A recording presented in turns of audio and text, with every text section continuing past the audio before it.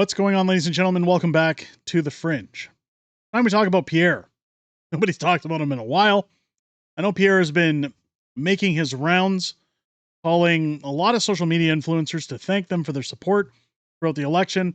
No, a phone call has not been received over here, and it doesn't shock me because, well, this is one of the channels that tried to keep things on their toes. We questioned everything. We didn't just pander. While I did give my support to Pierre, while I did endorse Pierre, he's got a by-election coming up. And I've often asked, what is the outcome of that by-election? While it's in a very prominent conservative-run territory, I have seen mixed signals on social media of people saying, we're not happy that you're running. You've lost a fourth time in a row. It's time to go. It's time to get out of politics. You've got 20 plus years experience in politics. Maybe it's time to retire. There's mixed feelings all over. I also see a lot of support from Pierre saying, we need you back. We need you here. We need you to run in the next election. Now, while I'm not going to say that I disagree with either side, I understand people's dismays with Pierre. I also agree with the support. In fact, I've said multiple times on this channel, I still back Pierre Poilievre. I think that he is the best solution for this country currently out of anybody else available to run the country. But a new article has surfaced, and one that I think we need to talk about, because it really paints a picture for what should we expect over the summer. Again, even if his by-election is successful, has Pierre learned enough from his loss? Is he firing his staff? Is he switching things up? It doesn't look like that so far, at least. Again, I don't want to say indefinitely because I haven't spoken to his people. In fact, they won't even answer my text messages anymore. I guess they don't like me saying that he should be firing Jenny Byrne. Let's take a look at this article from First Reading. Poilievre now further from electoral victory than any point since winning leadership. That's scary. If his numbers are that low, if they're truly that low, what are the Conservatives going to do? The problem right now is you have federalists like Fat Stalin, Jason Kenney, talking about wanting to be the leader of the federal Conservatives. He's seeing this as an opportunity to snake his way in. You've got Doug Ford teasing the same kind of rhetoric. Now, while neither of them have definitely said that that's the path they're going to take, there's definitely some breadcrumbs being dropped there to kind of give the insinuation that that's where they're headed. But I want to take a look at this article because it makes some great points. With Conservative leader Pierre Poilievre facing a new leadership review as early as January, which, if some people were unaware, a lot of people are calling for that. If Pierre gets a leadership review, it doesn't matter if he wins the by-election. Will he remain leader of the Conservatives? His party is now further from electoral victory than at any other point since he first became leader in 2022. A new Nanos Poll released this week found that the public support for Carney government has surged since Election Day to the point where the Liberals would now be poised to win a comfortable majority if the vote was held again. That doesn't just show the stupidity of this country, but it's also a Nanos Poll, which tends to be a little biased. So I won't take a Nanos Poll into accountability. However, the Nanos Polls were also saying where Pierre was losing his lead during the election. So take of it what you will. It says the Liberals now hold a 12-point lead over the Conservative, and it's approximately 44.2% to the 32.2%, far higher than the 2-point lead they posted on Election Day, 43 to 41. As per a projection by electoral model Raymond Liu, these new Nanos figures would easily yield a majority Liberal government, largely at the expense of Conservatives. So they're saying here that the Liberals would gain 21 seats in an election, Conservatives would lose 27, which I find funny given that we've only been out of the election less than a month or 2 months at this point. You can't exactly say that people are fed up with their representatives already. I know, again, some people are upset with Damien Keurig for stepping aside for Pierre Poilievre to get his seat, but I'm not talking about just that by-election. You're saying that 27 Conservative seats would shift. I don't know where they're getting that from, but again, take from it what you will. It says, according to Liu, the Liberals could expect 190 seats against a Conservative caucus of just 117. If those figures are accurate, this is where Pierre needs to actually learn from his mistakes. And I'm going to offer some constructive criticism here. because I want Pierre to succeed. I would like Pierre to remain leader of the Conservatives. A lot of people are upset that Pierre has now come out saying that there needs to be population control, that everything he was missing during the federal election is now starting to come up in talking points. The problem is that people are now discontent with those regards. They're not backing Pierre because they're asking the question of, where was this a couple of months ago? Why were you so concerned about your image that you didn't want to say these things? Why did you get behind the wrong team to put you over the finish line that now you're comfortable talking these points? It's kind of one of those you're damned if you do, damned if you don't situations. I think what Pierre should do, if I were in his shoes, and this is just my opinion, is I would restructure my team. I would really look at the positive messages that can move forward, the ones that are slogan-free, a new plan of attack. Listen to what Canadians actually need, what conservative Canadians are looking for.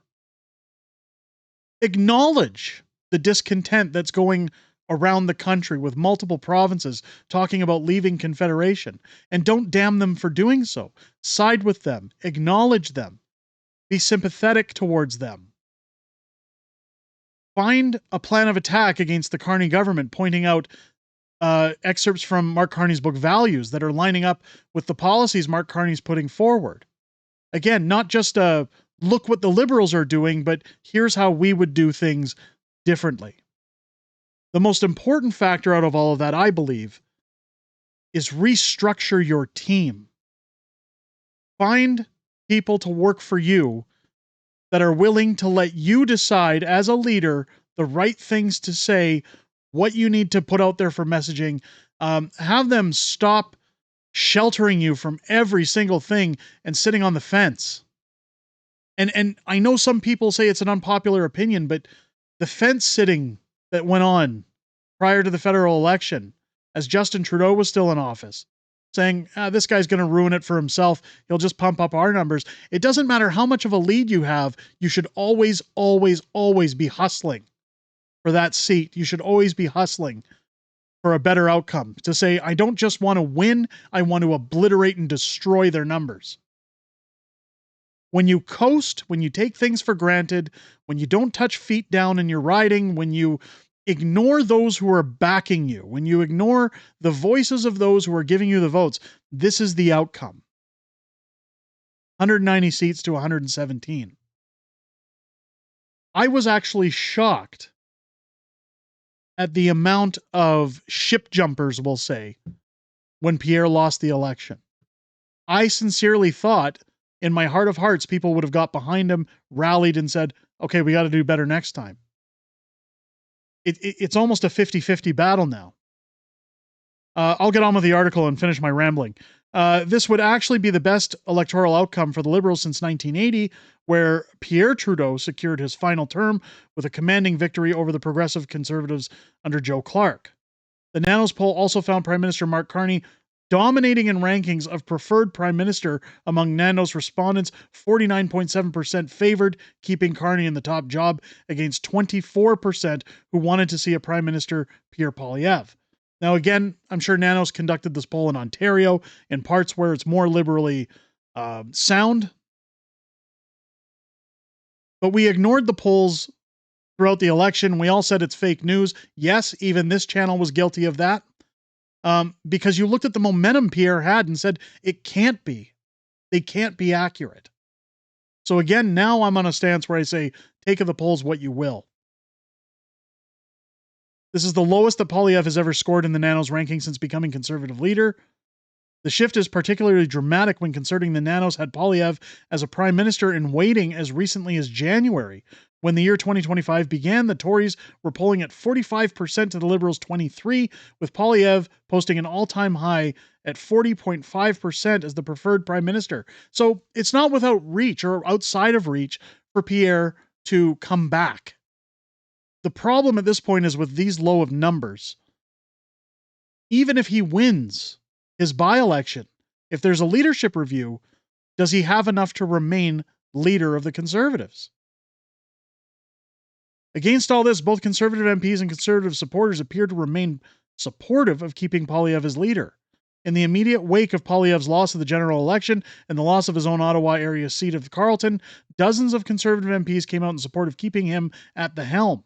Even Corey Tenike, an organizer with Ontario Premier Doug Ford and a vocal critic of Poilievre during the electoral campaign, said he didn't suspect the federal Conservatives would be opting for a new leader. I think the caucus was elected this election is chock full of Poilievre loyalists and people who owe their seat to his leadership, and I think that they'll very much want to see him stay, he said to the Canadian Press in May.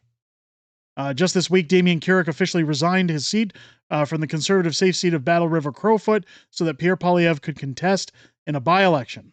As a result, the Conservative leader could be back in the House of Commons as early as August. Now, people are predicting that by-election is going to be called before the House breaks, that we will see Pierre's by-election somewhere in August. But it raises the question, if there were a leadership review in January, and I know that gives the fall session of Parliament for people to decide what they think of Poilievre or restructure, but that's where I'm giving my advice to say, now's the time to shift, now's the time to actually learn and change your plan of attack if you want to stay. When it comes to a leadership review, keep in mind, it's not just MPs that vote in that. Pierre has a lot of hills to climb here. I hope that he can get over them. I hope that he can maintain his place as the leader of the Conservatives. And I really sincerely hope, again, after speaking with him personally over the last few years, he's a nice guy. His wife seems very nice. He's very much an Albertan at heart, but he's also a politician. And if he wants to win the votes of the people, he needs to get on board with his base. He needs to understand his base, have some humility, learn from your mistakes, and go get them. Let me know what you guys think down below. You think Pierre is going to remain leader after January, even if he wins his by-election seat? Or do you think that this article showing these statistics paints a grim picture? Again, I'm not trying to focus on the negative. This is the time where Pierre's being given the writing on the wall, and he has a choice to make. Do I change pace or do I stay on the same track? Let me know where you guys think this is going to head. If it's your first time here, I hope this video has earned your subscription. Make sure as you're hitting that subscribe button, you click the bell for all notifications so that you never miss a beat whenever videos drop here on the channel. Join me live every Friday night for Friday Night Fringe, our weekly live streaming show, where I'm joined by the beautiful Mrs. Fringe as we go back and forth through everything that's happened this week in Canadian politics, everything we know that's coming up in the week ahead, as well as your Q&A within the greatest YouTube community on the platform. I always look forward to chatting with you guys outside of making these videos, but I most importantly look forward to chatting with you this Friday night at 6 p.m. Pacific, 8 p.m. Central here on the channel. With that said, ladies and gentlemen, I hope you enjoyed this video. I hope you have a great rest of your day. I'll catch you on the next one.